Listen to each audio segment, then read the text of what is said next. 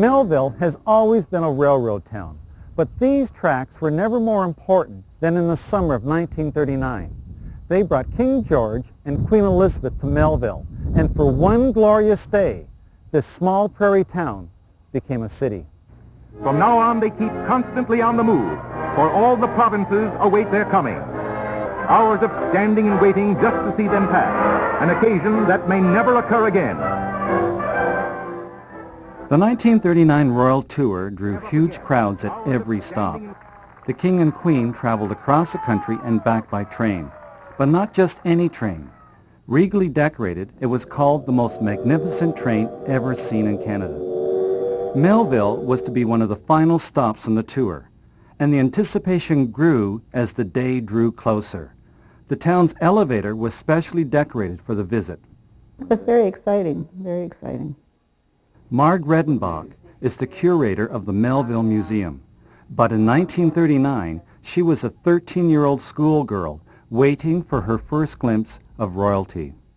Very, very special, and I think it was to most people then, because we didn't have a great many famous people visit us, especially in Saskatchewan.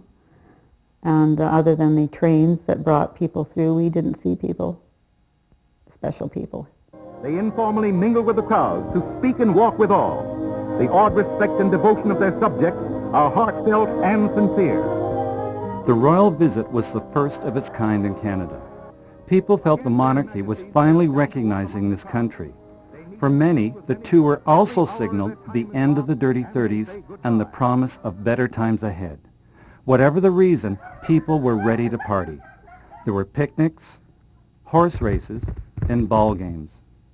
I do remember going uptown that afternoon, and things were already at a fever pitch, with lots of people coming into the cafes and so on. It wasn't bad until, I guess, around supper time, and the restaurant started running out of food. The royal train rolled across Saskatchewan that day.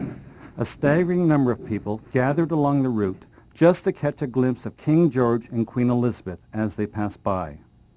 The royal couple wouldn't reach Melville until after dark, but crowds started gathering early in the day. From Yorkton and Kamsack, Kenora and Esterhazy, even towns in the northern United States. Yorkton pretty well emptied out to come here, and so did most of the other communities, actually.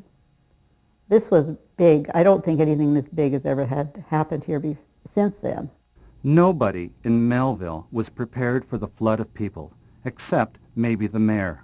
The mayor actually had the time changed temporarily for that night so the beer parlors could stay open an hour longer. They went on a different time, and then they said they still thought the beer parlors were open until 2 or 3 anyway. So that must have been where a lot of the men were. At 10 o'clock that night, the roar of the crowd signaled the arrival of the royals.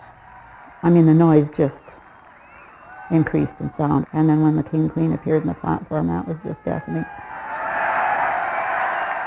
Once the formalities were done, the King and Queen mingled with the crowd, shaking hands with the lucky few, creating memories that would last a lifetime. The people were starstruck. The royals were overwhelmed themselves. A thank you telegram, sent later by King George, stated, "The Queen and I will not easily forget the scene which greeted us at Melville."